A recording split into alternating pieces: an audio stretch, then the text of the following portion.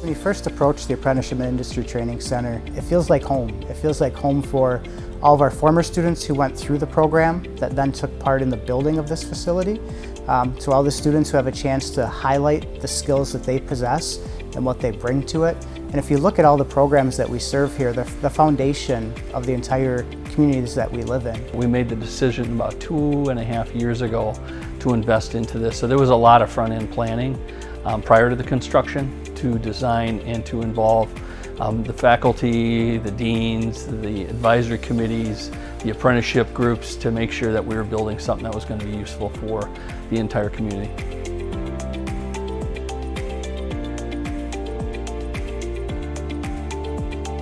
You're going to recognize it as a Western facility. The outside facade mimics that and matches that of our other facilities. And that's a huge change for us, is having that visual look that says this is Western and we are Western.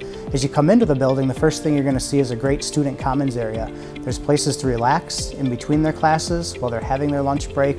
There's a kitchenette in there for them. There's just a comfortable space for them to be able to hang out.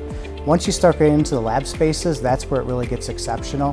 The first lab you're going to enter is the Industrial Electrical Lab and the Maintenance Technician Lab. And within that space, you're going to see a fully automated robotic assembly line, which is something completely new to Western, something that really ups our game within the automation and electromechanical areas. You're also going to see hydraulics trainers. You're going to see pumps trainers. You're going to see a lab that's outfitted with its own independent network that students can have access to. That gives us access to and opens the door into training around IoT and data analytics, which we've never had before. You're going to see control panels, industrial control panels throughout the entire space. You'll have VFDs, you'll have PLCs, you'll have actuators. All that technology we now have access to. I think it's functional and beautiful.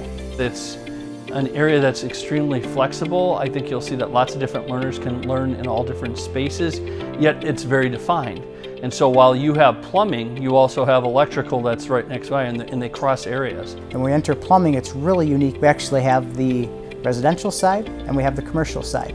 And on the residential side, it's just like our houses. It's everything we're going to see in our homes. We're going to see that there. It's going to be hands-on. The commercial side is just extraordinary. We have everything from wall mount urinals to floor set toilets. All the construction is open. You can see inside the plumbing chase, so you can see how all these things are supported. How do you support a heavy sink on a wall? Well, you have to install a carrier system, and that carrier is going to be exposed within there. Let's talk about the jobs and where the employment is right now when it comes to apprenticeship. Some of the best jobs we have in our region are an apprenticeship. If you look at someone that's going in through an apprenticeship, when they hit that 3 and 5 year mark, you know, they're making $60, $70, almost $80,000 in some of these fields that we train that are out there. Those are excellent jobs. And the commitment and the learning is so unique in apprenticeship because the employer is just as invested in the training as the student themselves. And so they make an investment to say, I want you as an employee and I'm going to invest in your learning. That's what apprenticeship is. They're actually paying them to be here. They're paying them to learn. And then we help deliver part of what they're learning. So the employer's teaching them on the job. We're teaching them in the lab space 8 hours a week or 8 hours every 2 weeks, depending on the model.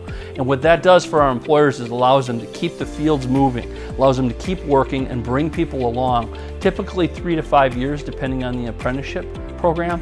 And when they get out, they get their certificate for that. And then they are qualified to work at the top level of their field.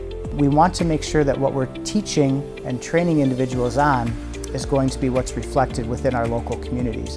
And to know that, we have advisory panels, advisory committees that run all of our apprenticeship programs, and they tell us this is the content we're looking for, this is the type of equipment we're looking for.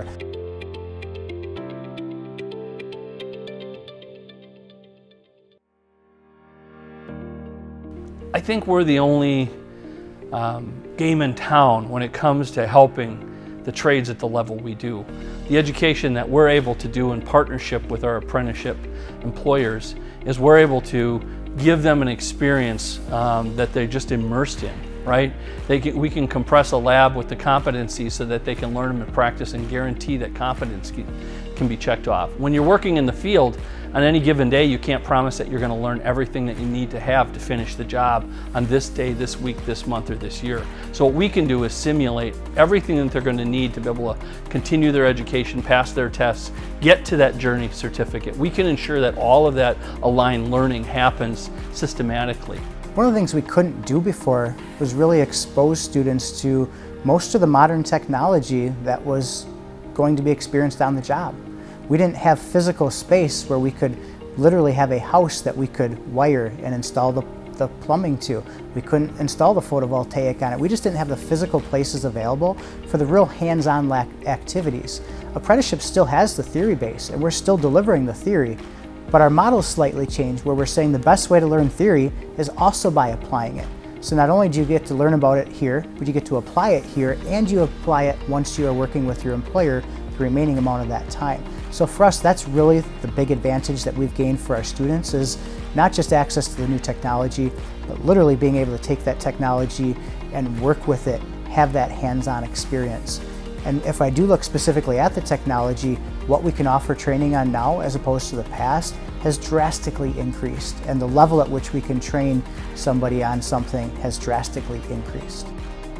The industry that we're serving in here, which is a lot of maintenance, plumbing, a lot of electrical, residential maintenance, millwright, those trades are in a constant evolution. And what we wanted to do is move from more of maybe a book learning, take a test, to something that had a lot more application and hands-on, as well as the book learning that they have to do as part of an apprenticeship trade.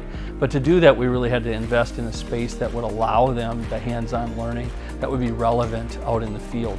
So we couldn't give them 30-year-old equipment or 15-year-old equipment. They really needed to know about automation. They really needed to know about control systems that are current and useful today. So the investment is as much of a facility upgrade as it is the equipment upgrade to create the environment so students could take what they're learning out on the job, what they're learning here, and apply it to their fields.